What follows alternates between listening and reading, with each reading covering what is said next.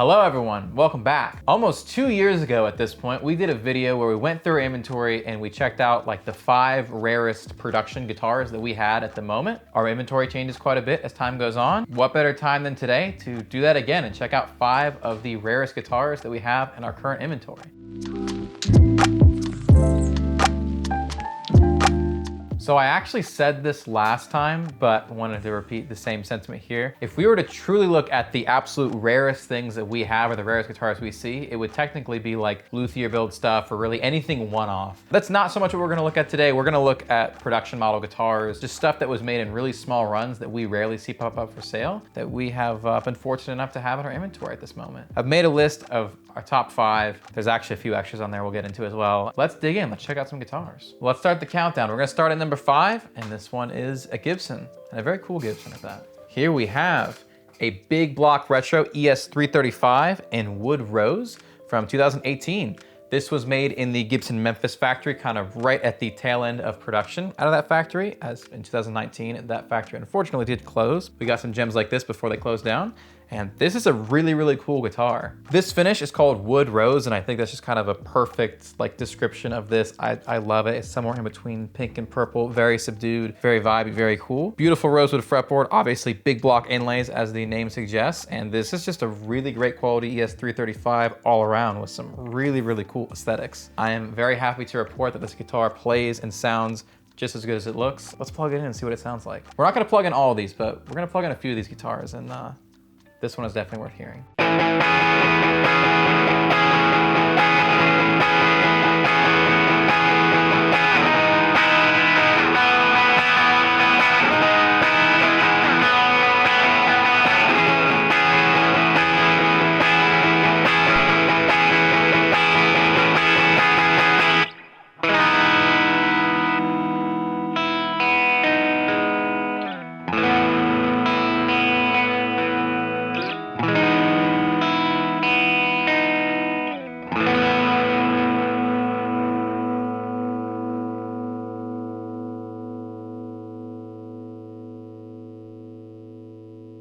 We're fortunate enough to get quite a few 335s here and there, and I would say comparing this to other examples of different years, this one definitely feels a little bit tighter sound-wise, maybe a little more modern sounding. It's definitely not like in Les Paul territory. It still feels pretty like wide open, but compared to a 335, this one is not like super noisy or anything. It just kind of sounds like a Les Paul with a little more, and that's kind of for me what I want out of a 335. Some people might want even more open than this. Some people might not mind it being a little noisier. So I would definitely call this towards the modern style of 335 in both the playing and sound department, but aesthetically, obviously, very cool retro vibes, and it's a good one. You don't have a 335 yet. I don't. And if I was to have one, this is, of every 335 I've ever had, this is probably the one that I would keep because this is the best color. I mean, this is exceptional. You know, I'll take one for the team. I'll keep this if that's what it takes. How below if Alex should keep that 335? Before we get into number 4, I did want to plug real quick, as you guys probably already know, but we are a shop and we do sell all of this stuff. So if you are in the market for some gear, we would love if you checked out our site at aflashfloodofgear.com or affog.com. Or there's gonna be a QR code that you can scan somewhere on the screen. Yeah, I would love if you checked out what we have. Selling stuff through the shop is what keeps all this going, is what allows us to do these videos and hunt for more gear. We appreciate any support you guys would like to provide and hope you find some cool gear. All right, number 4. So here's a brand that we actually don't talk about a ton, but we get some of their instruments here and there, and that is Teisco. This is a super high spec and quite rare Teisco. This is the SPB 200 Spectrum bass. As you would think for being in this video, it is incredibly rare. So back in the 60s, Teisco made the Spectrum bass, which has kind of become a niche classic. They're really popular, they're really expensive when they come up for sale, and they're quite hard to find. Now, weirdly enough, what seems to be even harder to find is this version, which is the reissue from 2000. These were still made in Japan, they're made extremely well, and are actually very true to the original Teisco Spectrum basses from the 60s. These are really, really great. We really rarely see these reissues come up for sale, and while I couldn't find any specific production numbers for the old ones or the new ones, just based on what I see out there, I'd have to think that these reissues are actually harder to find than the originals are. These also demand quite the premium, not as much as the originals do, But they are definitely quite collectible by today's standard. Very grateful we were able to find this one. People always ask us, like, when we go on these trips to Japan, do we find a bunch of Teisco stuff? Because I think people in their head, they think, oh, you must see a bunch of Lawsuit Les Pauls and Teisco guitars and basses and all that. And the answer is actually no. If anything, we kind of see a little more of this stuff in the States. I don't know if that's because a lot of that stuff has made its way over here from Japan, or if stuff like this was more so just being made for export market. I don't know. There's a lot of lore there that is really not super well reported on. Hopefully we learn more about these in the coming years, but these are really interesting basses. This one sounds really, really great too. Both pickups kind of do their own thing, and it's cool. I like this one. It's definitely closer like jazz bass territory than precision bass, but it does its own thing. It's kind of in its own world. It gets my seal of approval. All right, number 3. This is actually a guitar that I had never seen until really recently when we got this in. This is a Fender Classical Stratocaster made in Japan. The model of this is the STCL, or Stratocaster Classical 100, STCL 100. They don't even have these in the catalog. This is a really rare guitar. This one was made in Japan between 1993 and 1994. We weren't able to track down a specific date. There was no pencil date on it, but the end serial dates this one to 93 to 94. As you see here, no traditional Strat pickups, just a pickup in the bridge. And you string this with nylon strings, and this is a nylon classical electric guitar with a Strat neck. The neck is a little bit thicker than you typically see on, this style Strat. Still pretty thin when compared to like a regular classical guitar or something of that sort. You even get the Strat tremolo system, which is pretty cool. You plug it on the back here, which is quite unique. So same kind of jack plate you see on a Strat. Another cool touch here is you typically on the back of a Japan guitar would see either made in Japan or crafted in Japan. This one just says Japan. This is, I think, the only time I've ever seen this. This is a really, really unique guitar. It also sounds really unique. Definitely has a different sound than just like an acoustic electric classical guitar would. Let's see what this one sounds like.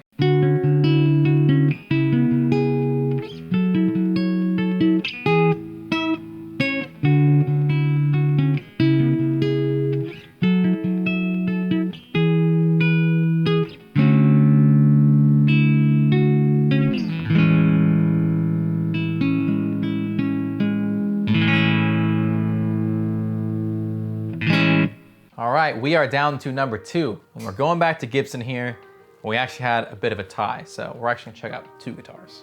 Now, both of these that we're gonna check out are Les Pauls. This one is a Les Paul Standard from 2001 in sapphire blue. Yes, this is the factory finish. These are extremely hard to find. I've only seen one other one of these pop up for sale ever. We were able to get this one at the Philly Guitar Show this last year, and this was definitely one of my favorite picks from that show. Plays and sounds great. It does the Les Paul thing very well. Specs wise, it's a Les Paul Standard. It's kind of exactly what you'd expect, just a really unique finish. The neck is definitely in like a 60s realm, maybe a little bit on the thicker side for 60s, but it feels really, really comfortable, and the color just speaks for itself. This is really cool. I don't know exactly how many of these they made, but I have to figure not many, as they just never pop up for sale. And well, I wasn't able to find a concrete answer on this. I'm guessing this would have been like a store exclusive for somewhere. They probably just did a run of these for one dealer, and once they were sold out, they were sold out. Now, the other Les Paul I want to check out here is a Les Paul Classic. This one is from 2017, and when I first saw this guitar, I assumed, oh, this is a Les Paul Classic that had stock mini humbuckers that somebody added a Bigsby to, but no, this guitar is actually entirely stock, from its locking tuners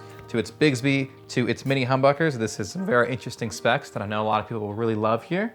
And this is how they came from the factory. This was a short run that, once again, I'm pretty sure would have been a shop exclusive. Couldn't find any literature advertising what shop this would have been for. It's a classy ebony Les Paul, and it's got some great specs. We just got this one listed, and I've been really blown away by how much interest we've had in this one. So I get the feeling it won't be sticking around for long. Pretty cool Les Paul, and this is the first one of these that I've ever seen. All right, so before we launch into our number 1 pick, I did have an honorable mention that I want to check out here, and I'll tell you why it's an honorable mention. This guitar is a Greco Flying V, and this is a non-catalog model. We could find almost no information on this when it first came in, but if you know your Flying Vs, you'll know that this is kind of Greco's take on the Gibson CMT Flying V, or they just call it the V, which you're not gonna believe this, but we actually have one right now. So we have both. This is a rarity on its own to see both these at the same time. If you keep up with their videos, you've probably already seen this one. This is a 1981 the V, or CMT Flying V, and in 82, Greco decided they needed one too, so they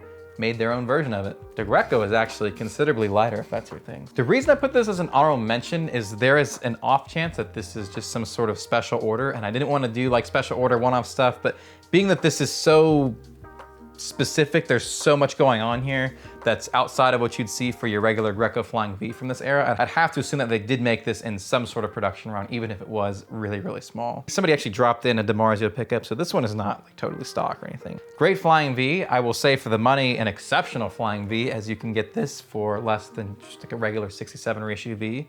It's old, it's from 82. It's proper vintage, maybe not the golden era vintage as people say. It's a lot older than me, and it's a pretty cool guitar, and we're stoked to have it. This is the only one of these we've ever seen, and to be honest, it's probably the only one that we will ever see. Once it's gone, who knows if we'll see another one ever again. We finally made it to number 1, and this is definitely number 1. This is the Fender Esquire art canvas, made in Japan exclusively for the Fender flagship store. Fender Japan did this very limited run with 3 different pieces of art from Hokusai. This is one of them. This one depicts the Tama River and Mount Fuji and looks absolutely exceptional. The only way to get this guitar was to actually go pre-order it in person at the Fender flagship store in Tokyo almost a year ago at this point. We were fortunately there in person at the time that these were available for pre-order, and they only made a very small handful of them. Got this pretty recently. We had to wait a pretty long time for it, but the second that we popped the case open, I went, yeah, this was worth the wait. This is one of the absolute coolest guitars that we've ever gotten, one of the coolest Fender Japan guitars we've ever had. Just exceptional. I'm also happy to say that this plays really, really well. I'm sure if you're buying this, you're probably not buying it to play it a ton. You're probably buying it because of the art. I mean, this is as cool as it gets. I don't know exactly how many of these were made. I've heard that these are in the double digits, but I don't know if that's true. Maybe they made a little more than that. Maybe they didn't. I don't know. Fender doesn't like to release production numbers for stuff, which is makes videos like this kind of difficult. There's not many of these, and we're very grateful to have one of the few that's out there. Of the 3 different versions of this guitar, the Great Wave version is the most available of those. It's still pretty hard to find. And to get that one or either of the other 2, including this one, you did have to actually enter a lottery system, so it wasn't even as simple as just going and buying it. This was not easy to get. One of our friends that's Japanese told us that the Great Wave one's funny because the Great Wave guitar for them would be like us having a bald eagle on a guitar. The artist Hokusai actually has 36 other similar pieces of art to this, so I'm very curious to see if Fender decides to do any more of these. I certainly hope they do, and if they do, we will make sure we get our hands on them, as doesn't get much cooler than this. So I think that covers it. Had a lot of fun going through all these guitars today and starting the day kind of going through inventory, checking out a bunch of different stuff and seeing what oddities we have in store. Definitely want to do another one of these soon, so as these items sell and new ones enter, maybe we'll put together another list like this in the future. Hopefully we'll do another one of these by the end of the year. I will note, last time that we did this video, I just noticed today I was wearing the same shirt, so that's kind of funny. If you guys have any favorites from this video, definitely let us know down below in the comments, or even if you just have a rare guitar in your collection. We would love to hear you guys' stories, so leave them down below. Don't forget to subscribe, like, comment, share the video, and all that good stuff, and we will see you guys in another video soon. Bye. We did it.